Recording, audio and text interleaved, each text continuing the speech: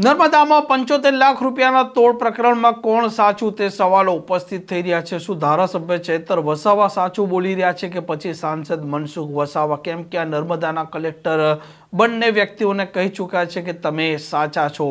વિગતવાર વાત કરવી છે જે પ્રકારે નર્મદાનું રાજકારણ ગરમાયું છે તેની।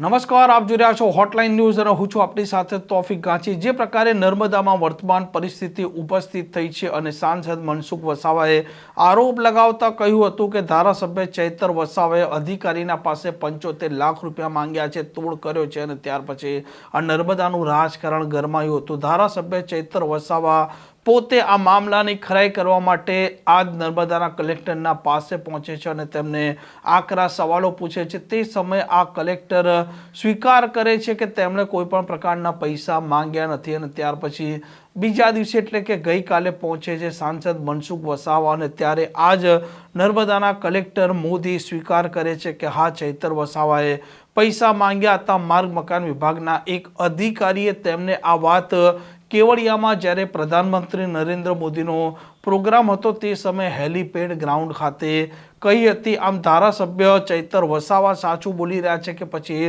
સાંસદ મનસુખ વસાવા, તે સવાલ પણ ઉપસ્થિત થઈ રહ્યા છે અને મનસુખ વસાવાના આરોપ બાદ વળતો પ્રહાર કર્યો છે ધારાસભ્ય ચૈતર વસાવાએ।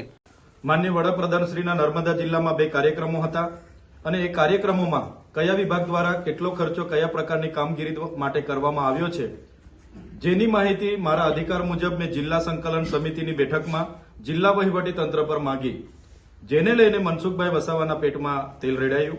એમણે પત્રકાર પરિષદ યોજીને એમણે એવું કીધું કે ચૈતરભાઈ વસાવા ડેડિયાપાડાના ધારાસભ્ય દ્વારા માર્ગ અને મકાન વિભાગના કાર્યપાલક ઇજનેર સતીશભાઈ મોદી, જેમને ડરાવવામાં ધમકાવવામાં આવ્યા છે અને 75 લાખ રૂપિયાની માંગણી કરવામાં આવી છે અને એ વાત એ કાર્યપાલક ઇજનેરે કલેક્ટર શ્રી નર્મદાના એસકે મોદીજીને કીધી અને એસકે મોદીજીએ અમને બોલાવીને આ વાત કરી છે ત્યારે અમે 1 પણ રૂપિયો આપવાનો થતો નથી એવું અમે જણાવ્યું છે।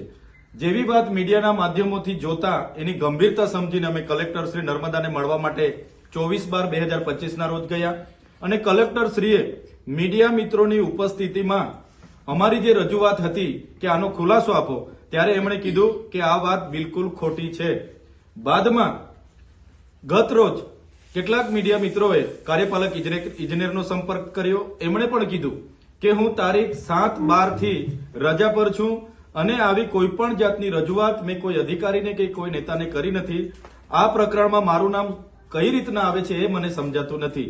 ત્યારે આ બાબતને લઈને મનસુખભાઈ વસાવા બોખલાઈ ગયા છે અને એમણે એટલા હદ સુધી સરકારને અને ભાજપના પાર્ટીના ઉચ્ચ નેતાઓને ધમકી આપી કે હું રાજીનામું આપી દઈશ, પાર્ટી છોડી દઈશ।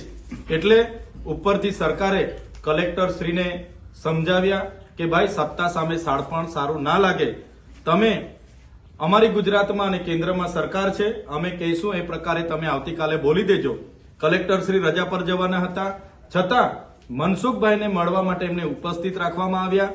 એક આખી વાર્તા સ્ક્રિપ્ટ તૈયાર કરવામાં આવી। મનસુખભાઈ વસાવા પોતાના મોરચા સાથે ત્યાં પહોંચે છે અને કલેક્ટર શ્રી કહે છે કે હેલિકોપ્ટર જયારે ઉડી ગયું ને હેલીપેડ પર થયેલી વાત પ્રમાણે હું તમારી વાત સાથે સહમત છું। ભાઈ, ઓફિસની અને હેલીપેડની વાત આમાં આવે ક્યાંથી? આપણે 75 લાખના તોડના તમે જે આક્ષેપ મારા પર કર્યા હતા એની ખુલાસાની વાત કલેક્ટરને કીધી હતી અને કલેક્ટરે ચોખ્ખી આ વાત ખોટી છે એવું કીધું। આજે કલેક્ટર જયારે એમને સમર્થન આપતા હોય તો તમે બંધારણીય પદ પર બેસીને 2 મોડાની વાત કરો એ વ્યાજબી નથી।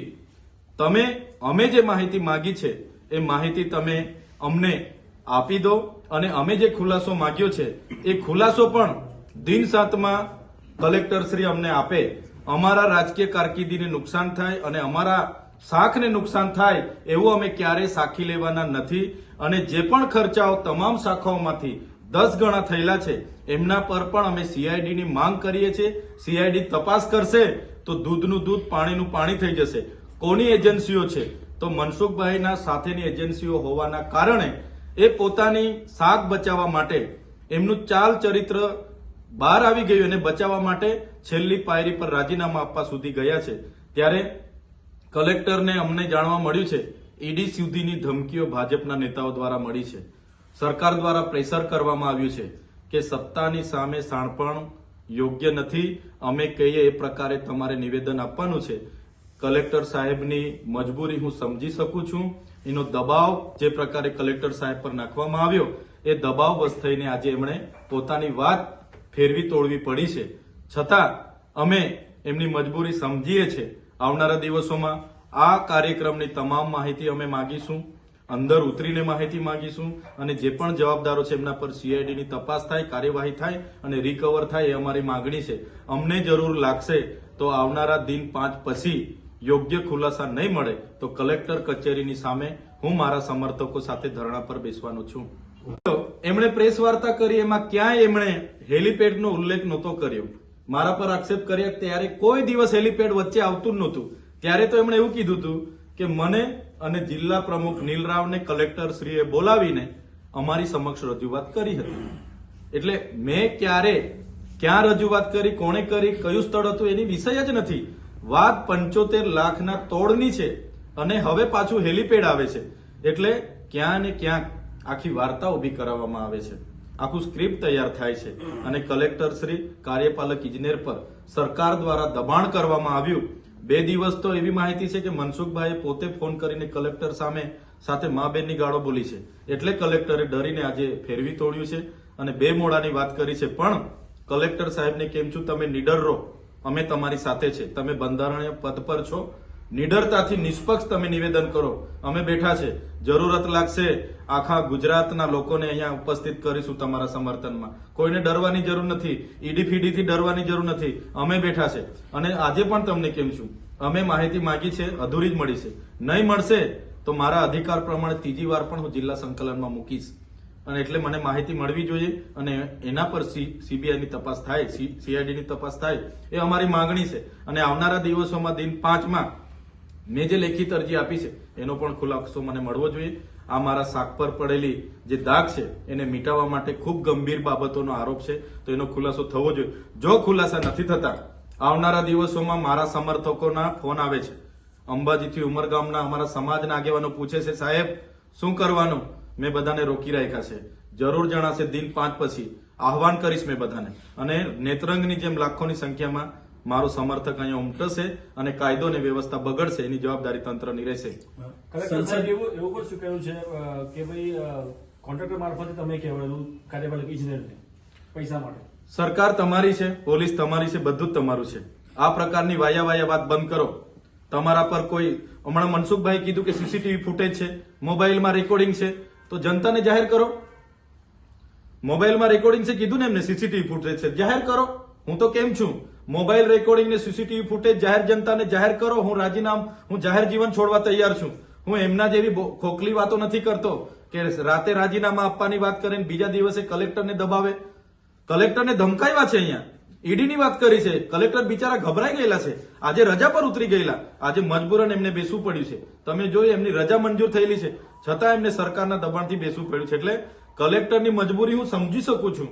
સરકાર સામે શાનપણ નકામું છે પણ હું સમજી શકું છું. એટલે બિચારા કલેક્ટરને દબાવવા, ડરાવવા અને મજબૂર કરવા પડ્યા છે અને કલેક્ટરે મજબૂરન આ નિવેદન આપ્યું છે. સત્ય બહાર આવ્યું છે એવું મનસુખભાઈની ચાલ ચરિત્ર બહાર આવ્યું છે. એમનો ચહેરો જોજો, એમનો હાવભાવ જોજો. એમની વૃત્તિ પહેલેથી પોતાની લીટી લાંબી કરવા માટે બીજાની લીટી ભૂસવાની છે.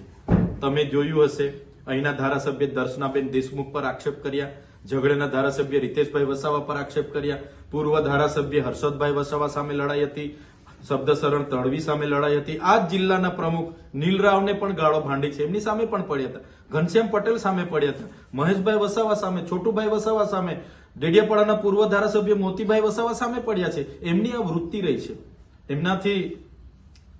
એમનાથી કોઈ આગળ જાય સહન નથી થતું. ત્યારે મનસુખભાઈ જે પ્રકારે એ ઘરે બોલાવીને જે મીડિયા સ્ટેટમેન્ટો જે આપે છે એ પાર્ટી પણ જાણે છે, સરકાર પણ જાણે છે, પાયા વિહોણી વાતો કરે છે. આજે જનતા જાગી ગઈ છે. આજે જનતા એ પ્રોગ્રામોના હિસાબ માંગે છે. એ પૈસા કોઈ કમલમમાંથી નથી આવ્યા, કોઈ નેતાના ઘરેથી નથી આવ્યા. જે પણ 50 કરોડના ખર્ચા થયા છે એ નર્મદા જિલ્લાના આદિજાતિ બાળકોના, આદિજાતિ લોકોના વિકાસના ખર્ચા થયા છે. એનો એક રૂપિયાનો અમે હિસાબ લઈશું અને જે પણ ઉઠાંતરી થઈ છે એના પર CIDની તપાસ થાય અને એવા લોકો પર કાર્યવાહી થાય. એ લડત આવનારા દિવસોમાં વધવાની છે. આ પ્રકારના સમાચાર માટે હોટલાઇન ન્યૂઝ ડે ચેનલને લાઇક, શેર અને સબસ્ક્રાઇબ કરવાનું ભૂલતા નહીં. નમસ્કાર. આવા પ્રકારના વિડીયો તમને જોવા ગમતા હોય તો હોટલાઇન ન્યૂઝ ચેનલને લાઇક, શેર અને સબસ્ક્રાઇબ કરો.